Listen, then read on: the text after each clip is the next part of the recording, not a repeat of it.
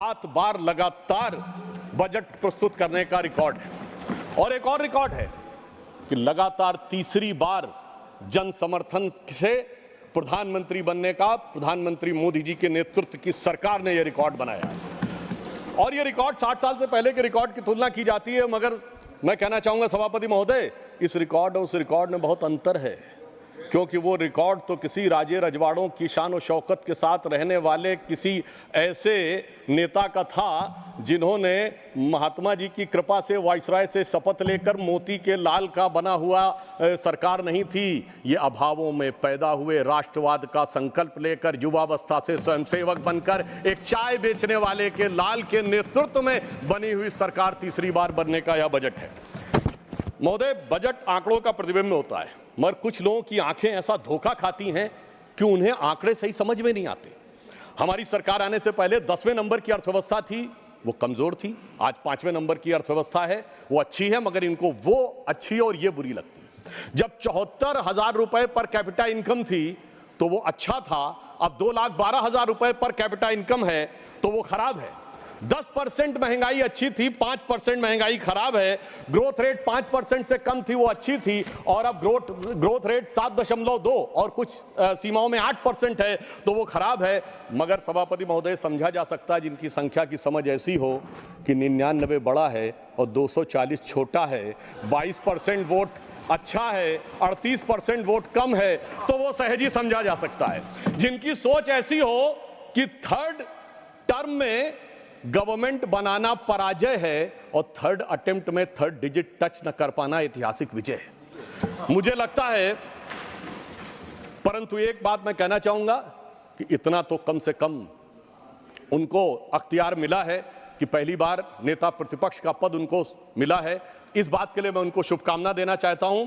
और राजीव शुक्ला जी ने अभी एक शेर बोलते हुए कहा था ना कि वो शोहरत आई है, वो गई भी हो सकती है, तो वो जिस ढंग के लहजे और जिस ढंग के तेवर दिखा रहे हैं, उनके लिए मैं कहना चाहूँगा, हमारे यूपी की एक शायरा है, इमरान प्रतापगढ़ी जी को याद होगा, उनकी बड़ी फेमस नज्म है कि खामोश लब हैं, झुकी हैं पलकें, दिलों में उल्फत नई नई है। मगर यहाँ तो उल्टा है, गुस्ताख लब हैं, तनी हैं बौहें, दिलों में नफरत नई नई है। मगर उसके आगे की लाइन है, जरा सा कुदरत ने क्या नवाजा जो आके बैठे हो पहली सफ में, यानी फर्स्ट रो में। जरा सा कुदरत ने क्या नवाजा जो आके बैठे हो पहली सफ में, अभी से उड़ने लगे हवा में, अभी तो शोहरत नई नई है। तो अब मैं कहना चाहूंगा कि उनको हवा से उतारकर धरातल का कुछ इतिहास बताना चाहता हूं। एक दौर था जब भारत में विकास की दर 1.25 से 2% रहा करती थी और कभी कभी शून्य के पास पहुंच जाया करती थी। आज भारत की विकास दर विश्व की समस्त अर्थव्यवस्थाओं में सबसे ऊपर 7% से ऊपर जाकर खड़ी हुई है। एक दौर था जब वर्ल्ड बैंक और IMF के सामने हम याचक की मुद्रा में खड़े हुए होते थे, और आज स्थिति क्या है कि वर्ल्ड बैंक के प्रेसिडेंट अजय बंगा ने जुलाई 2023 में कहा है, मैं कोट कर रहा हूं, amid global challenges I am more optimistic about India and its economy now that it has been a long time। लंबे समय के बाद भारत की अर्थव्यवस्था के प्रति मैं आशान्वित हूं। महोदय, मैं याद दिलाना चाहता हूं, पुराने जमाने की एक बड़ी फेमस फिल्म थी जिसमें एक डायलॉग था कि तुम्हारा मुल्क 1970 के आसपास की, ये 2 रोटी खाता है तो एक कर्जे की खाता, India's contribution to the world is 0 0 and 0। मैं याद दिलाना चाहता हूं, आज मोदी जी के नेतृत्व में हालत ये हुई है कि IMF की चीफ क्रिस्टिना जॉर्जिएवा ने कहा है कि India's contribution to the global GDP is 15% and it is becoming growth a continuous to remain a bright spot in the global economy। Sir, 15% के द्वारा ब्राइटेस्ट स्पॉट भारत बना हुआ है। फिस्कल डेफिसिट 4.9% है, करंट अकाउंट डेफिसिट 0.7% है, all time high capital expenditure है, all time high foreign exchange reserve है। और एक और तथ्य में शायद लोगों ने ध्यान रहा हो, पिछले वर्ष भारत में फॉरेन रेमिटेंस $125 बिलियन का हुआ, जो पूरे वर्ल्ड में सबसे ज्यादा था, चाइना से भी ज्यादा था। और इसमें महत्वपूर्ण बात क्या है कि सामान्यतः फॉरेन रेमिटेंस हमारे यहाँ मिडिल ईस्ट के कंट्रीज से हुआ करता था, जहां हम किसी को छोटा और बड़ा नहीं कहते, पर जहां कहा जाता था सामान्य औसत दर्जे के काम करते थे। पर इस बार 36% जो ग्लोबल रेमिटेंस है वो डेवलप्ड इकोनॉमी यानी अमेरिका, यूरोप और सिंगापुर से आया, जो दर्शाता है कि भारत की मेधा की सीमा तक जाकर विश्व में पहुंचकर प्रभावी होना शुरू हो गई है। और मैं याद दिलाना चाहता हूं, इनके समय में स्टैंडर्ड्स एंड पुअर ने भारत की रेटिंग पॉजिटिव से निगेटिव कर दी थी, स्टेबल से निगेटिव कर दी थी। वर्ल्ड बैंक ने 2008 में अपना कमेंट दिया है कि with 55 to 60% of India's irrigated land is supplied by ground water, और इलेक्ट्रिसिटी इरेटिक है, फ्लक्चुएशंस बहुत ज्यादा हैं। और अब मैं बताना चाहता हूं मई 2024 में। वही वर्ल्ड बैंक क्या कहता है? The positive outlook reflects in our view with the policy stability, deepening economic reforms and government's elevated debt and interest burden while bolstering economic resilience could lead to high rating over the next 24 months। यानी अब वही कह रहा है कि भारत इन शानदार तरीके से आगे बढ़ रहा है कि 2 साल और आगे चलता रहेगा।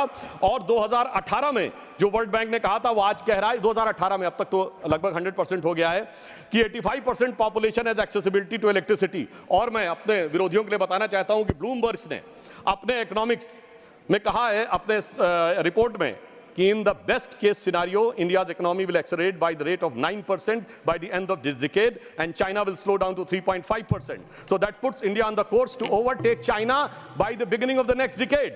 और उन्होंने कहा कि world's biggest economic growth driver India बन सकता है आफ्टर 2029।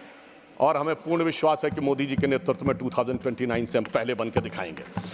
और उन्होंने यह भी कहा, in the most pessimistic scenario if India grows bye 6.5% by 2037 India will be able to overtake China।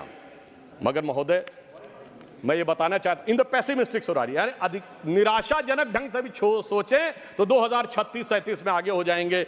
मगर महोदय ये बात कैसे उन लोगों को समझ में आएगी जो लोग, वित्त मंत्री महोदया ने चुनाव से पहले, बजट से पहले एक रस्म होती है जो हमेशा से एक परंपरा थी हलवा बनाने की, उसके ऊपर भी लोग कमेंट कर रहे हैं। कहा जा रहा है कि इसमें SC ST और OBC कहां पे हैं? वैसे तो हमारे शायद वित्त राज्य मंत्री उन्हें दिखाई नहीं पड़े। मगर मैं पूछना चाहता हूं, ये वो लोग पूछ रहे हैं सभापति महोदय जो 60 साल से खाते रहे हलवा और जनता को खिलाते रहे बलुआ। मैं पूछना चाहता हूं महोदय OBC की बात करने वालों से कि 53 में काका कालेलकर कमेटी बनी, 55 में रिपोर्ट आई और 55 से 77 तक 22 साल OBC खाता रहा बलुआ और ये खाते रहे हलवा। 1980 में मंडल कमीशन की रिपोर्ट आई, इंदिरा जी और राजीव जी की सरकारें आई, 10 साल तक OBC खाता रहा बलुआ और ये खाते रहे हलवा। जिन्होंने 4-4 पीढ़ियों तक खाया है हलवा, वो आज हमसे आके पूछ रहे हैं। वो तो मोदी जी जब आए तो OBC कमीशन को संवैधानिक दर्जा मिला, अन्यथा मैं हलवा और बलुआ वालों से पूछना चाहता हूं, बताएं 2014 में इनकी कैबिनेट में कितने OBC मिनिस्टर थे? 3 के भी नाम अगर बता दें तो ये दर्शाता है। मगर दर्शाने में कोई बहुत बड़ी समस्या भी नहीं है। आपको ध्यान हो, उनके लिए ये बजट एक चक्रव्यूह की तरह हो गया है। वो कहते हैं चक्रव्यूह और पद्मव्यूह समान है। पद्म मतलब लोटस यानी कमल। मगर महोदय मैं आपको बता देना चाहता हूं, आपके माध्यम से पूरे देश को बता देना चाहता हूं, उनकी ज्ञान के ऊपर महोदय पद्मव्यूह चक्रव्यूह अलग है। प्राचीन भारत में पद्म व्यू है, चक्र व्यू है, गरुड़ व्यू है, क्रौंच व्यू है, चंद्र व्यू है, मकर व्यू है, त्रिशूल व्यू है, 36 प्रकार के व्यू हैं। मगर क्या करें, जिनको व्यू नजर आता हो उनके लिए हर चीज में उनको भारतीय जनता पार्टी और कमल के ऊपर आपत्ति नजर आती। तो मैं ये भी कहना चाहता हूं सभापति महोदय, हम सब चाहते हैं इस देश में समृद्धि आए, बजट इसीलिए लाया जाता है, यानी मां लक्ष्मी की कृपा रहे। और हम सब चाहते हैं देश में प्रबुद्धता आए, मां सरस्वती की कृपा रहे। और मां सरस्वती भी कमल पर विराजती हैं और मां लक्ष्मी भी कमल पर ही विराजती हैं। जितना कमल खिला रहेगा उतना इस देश में समृद्धि का मार्ग प्रशस्त रहेगा। अब मैं आगे भी बताना चाहता हूं, आज एम्प्लॉयमेंट लिंक स्कीम आई तो कोई कहते हैं कि हम अचानक एम्प्लॉयमेंट लिंक स्कीम आए, ऐसा नहीं था। प्रधानमंत्री जब 2014 में प्रधानमंत्री बने, उन्होंने शुरू से देखिए स्टेप बाय स्टेप, उन्होंने पहले जनधन अकाउंट खोले। लोगों ने कहा पैसा कहां से आएगा, उन्होंने कहा I am having in the mind, तुम खाते खोलो। DBT डायरेक्ट बेनिफिट ट्रांसफर आया, उसके बाद मुद्रा स्कीम आई, उसके बाद प्रोडक्ट लिंक इक्विटी स्कीम आई। अरे पहले प्रोडक्ट बनेगा, फिर विश्वकर्मा स्कीम आई, फिर आप देखिए आज एम्प्लॉय लिंक स्कीम आई है। जैसे जैसे हमारी समृद्धि बढ़ी, हमने जनता को श्रेय दिया। पहले 6,000 रुपए किसान सम्मान निधि थी, अब इस बजट में 12,000 की। पहले 10 लाख रुपए तक की मुद्रा योजना थी, अब 20 लाख की। और महोदय इनका हथियार है भ्रम और भय, हमारा है विकास और विश्वास। मैं याद दिलाना चाहता हूं कि इन लोगों ने मात्र 1.5 साल पहले इस बात का प्रबल प्रचार किया था कि SBI बर्बाद हो गया, LIC बर्बाद हो गया, HAL बर्बाद हो गया। तो मैं आपके माध्यम से सदन के संज्ञान में लाना चाहता हूं कि LIC ने पिछले क्वार्टर में 17,000 करोड़ रुपए का प्रॉफिट दर्ज किया है, जो LIC का ऑल टाइम हाई है। स्टेट बैंक ऑफ इंडिया ने पिछले क्वार्टर में 21,000 करोड़ का प्रॉफिट दर्ज किया है, जो प्राइवेट और गवर्नमेंट मिलाकर सबसे ज्यादा है। SBI का ऑल टाइम हाई नहीं है, इवन रिलायंस से भी ज्यादा है। और HAL ने 2023-24 में 29,810 करोड़ रुपए का रेवेन्यू प्राप्त किया है और 80,000 करोड़ रुपए के उसके ऑर्डर्स पाइपलाइन में है, जो ऑल टाइम हाई है। यह मैं केवल इसलिए बताना चाहता हूं कि सदैव मैंने सुना है सभापति महोदय कि भारत की कंपनियां पब्लिक सेक्टर की हो या प्राइवेट सेक्टर की हो, उनके बारे में दुष्प्रचार होता है। मैंने आज तक किसी विदेशी कंपनी के बारे में दुष्प्रचार होते नहीं देखा। मैं उसके बारे में विस्तार से नहीं जाना चाहता, उनके लोगों की कैसे कैसे मदद की जाती है, परंतु मैं इतना जरूर कह देना चाहता हूं, आज ये नजारा इतना बदला है कि आप सोचिए कि हम 5वीं बड़ी अर्थव्यवस्था जिस ब्रिटेन को ओवरटेक करके बने हैं, आज ब्रिटेन में इच्छा ज्यादा है कि भारत से फ्री ट्रेड एग्रीमेंट हो। हम लोगों के बचपन में सभापति महोदय ये कल्पना नहीं की जा सकती थी कि ब्रिटेन की इच्छा ज्यादा होगी, वहां इस बात के लालसा अधिक है कि भारत का वो हो। परंतु मैं एक और बात कहना चाहता हूं, हमारे विरोधी कहते हैं कि डॉलर के प्रति कीमत कम हो गई। मुझे लगता पता नहीं वो किस जमाने में जी रहे हैं। वो दिन गए जब डॉलर वर्ल्ड की हार्ड करेंसी हुआ करता था। मैं कोट करना चाहता हूं, अब धीरे धीरे वो स्तर डॉलर का हट रहा है। इसी वर्ष मई 7 को IMF की फर्स्ट डिप्टी मैनेजिंग डायरेक्टर ने कहा है, उनका लंबा स्टेटमेंट नहीं, अंतिम का वाक्य बताना चाहता हूं, in sum the international monetary and the reserve system continues to evolve. The patterns we highlighted earlier were gradual movement away from the dollar dominance and rising role of the non-traditional currencies of the small, open and well-managed economy. और आगे मैं कहना चाहूंगा, enabled by new digital trading technologies remain intact.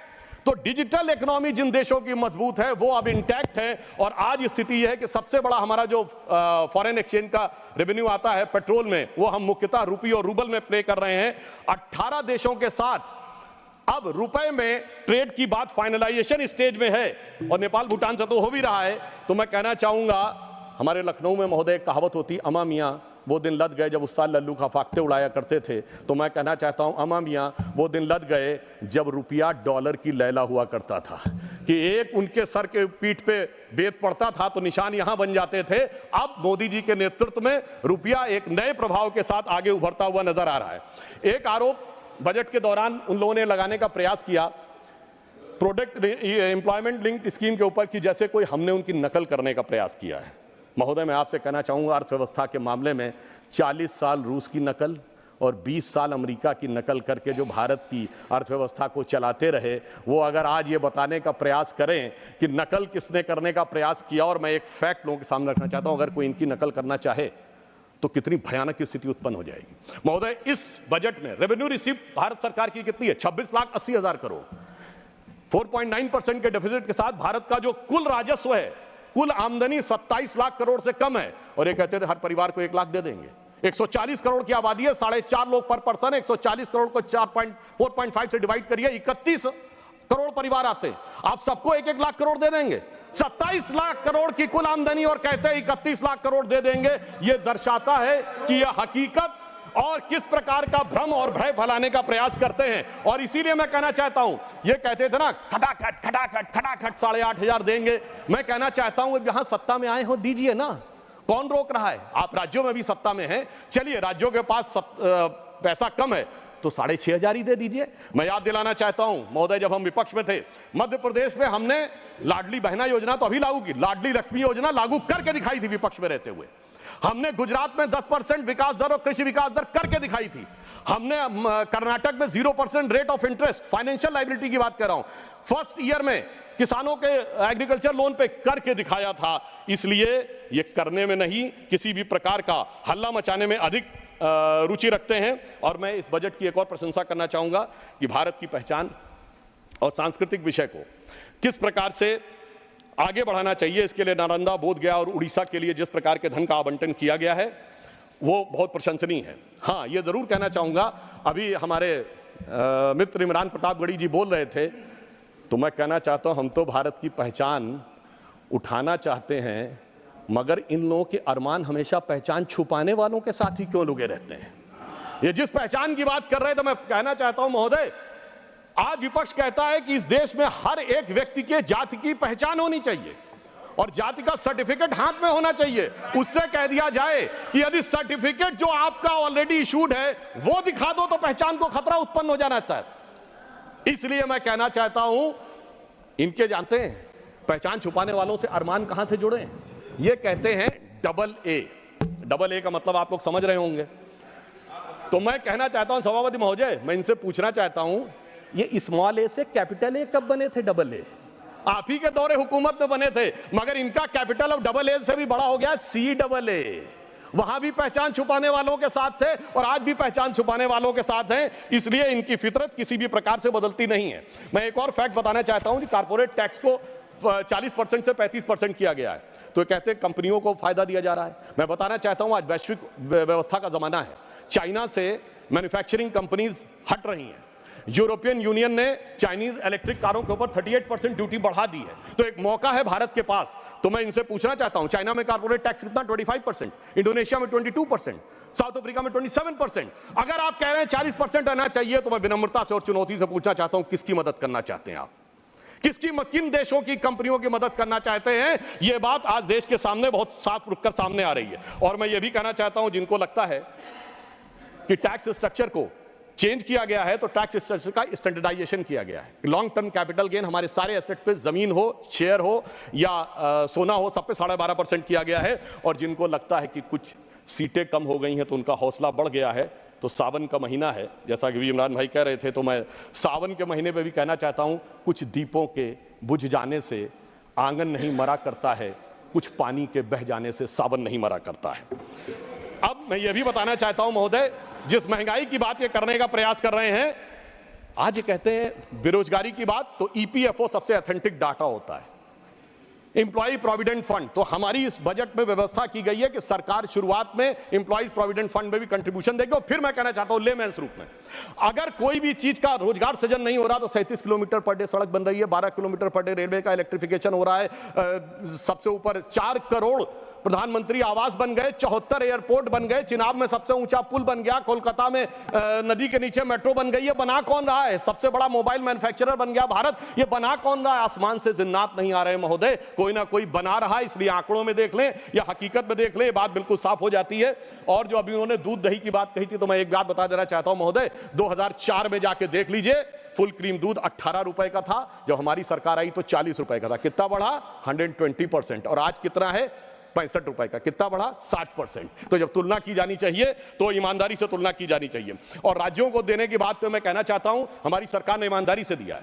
Defence corridor बनाने की बात आई, सबसे बड़ा जो डिफेंस एस्टेब्लिशमेंट जो अंतर हुआ है हमारी सरकार आने के बाद, 2 डिफेंस कॉरिडोर हुए, एक उत्तर भारत में, एक दक्षिण भारत में। उत्तर भारत का मेरा उत्तर प्रदेश को और दक्षिण भारत तमिलनाडु को। उत्तर प्रदेश में भी उस समय हमारी सरकार नहीं थी, पर आप सोच सकते हैं सरकार आ सकती थी। तमिलनाडु में तो हमारी सरकार आने की संभावना नहीं थी, फिर भी ईमानदारी से दिया है। महाराष्ट्र में वधावन पोर्ट के लिए 76,000 करोड़ रुपए दिया गया है।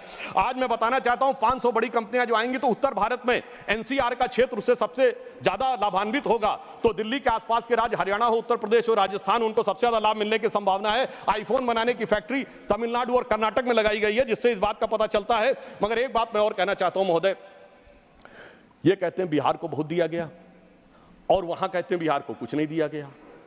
तो मुझे लगता है कि पटना और दिल्ली के बीच में इंडी गठबंधन वाले क्या हो गए हैं, जिसे मैं बिहार की एक भाषा में कहते हैं, मुझे लगता है कि लोग कंफ्यूजिया गए हैं महोदय। ये इतना कंफ्यूजिया गए हैं कि जिसे आदरणीय लालू प्रसाद यादव जी का एक बड़ा फेमस डायलॉग था, जो उन्हीं की शैली में था कि बहुत पॉलिटिक्स है। मुझे लगता महोदय बहुत पॉलिटिक्स है, इसलिए दिल्ली सही बोल रहा कि पटना सही बोल रहा, पटना सही बोल रहा कि दिल्ली सही बोल रहा, ये समझ से परे है। ये दर्शाता है कि कुल मिलाकर इनके मन में मोदी विरोध की पॉलिटिक्स में इतने कंफ्यूज हो गए हैं कि इनके जो फ्यूज जो हैं उड़ने शुरू हो गए हैं। अब मैं ये भी बताना चाहता हूं, मेरा समय समाप्त की ओर है, तो मैं तेजी के साथ सिर्फ ये बताना चाहता हूं इनके मन का भाव क्या है। इनके कर्नाटक के मंत्री डीके सुरेश इस प्रकार का बयान देते हैं कि टैक्स कलेक्शन साउथ में ज्यादा है और नॉर्थ में कम है। उनसे इंटरव्यू पूछा जाता है क्या आप अलग होना चाहते हो, तो वो ये भी बोल देते हैं हाँ हम इस बारे में भी सोच सकते हैं। इस प्रकार की विघटनकारी सोच। और अभी किसानों की बात कर रहे थे, 1200 किसानों ने आत्महत्या की है कर्नाटक में, और इसके बाद वहां के उप मुख्यमंत्री कहते हैं कि यह तो निजी कारणों से हुई है। यह संवेदनशीलता है किसानों के प्रति।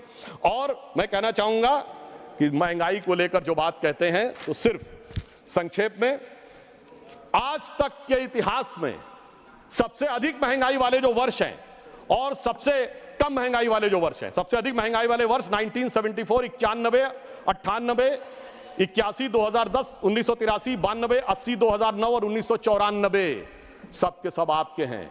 76 में निगेटिव हो गई थी ग्रोथ रेट, वो एक अलग कहानी थी। अब आप आइए, लोएस्ट इन्फ्लेशन वाले रेट कौन से हैं? केवल एक कांग्रेस के दौर का है 76, जो इमरजेंसी का दौर था। इसके अलावा 78, 2017, 2019, 2014, 2001, 2008, 2018, 2000 और 2005, यानी कि जिन्होंने सदैव महंगाई में झोंके रखा, उसके बाद भी महोदय, मैं अंत में कहना चाहूंगे, उसके बाद इनकी तलखी देखिए, इनकी बदजुबानी देखिए। तो इन्होंने हिसाब किताब की बात कही थी, तो मैं सिर्फ ये कहना चाहूंगा अंत में इनके लिए कि लहजे में बदजुबानी और चेहरे पे नकाब लिए फिरते हैं, लहजे में बदजुबानी, चेहरे पे नकाब लिए फिरते हैं। जिनके खुद के बही खाते बेहिसाब बिगड़े हैं, वही हमसे सारा हिसाब लिए फिरते हैं। धन्यवाद, धन्यवाद, बहुत बहुत धन्यवाद। श्री प्रफुल्ल पटेल, श्री प्रफुल्ल पटेल अनुपस्थित।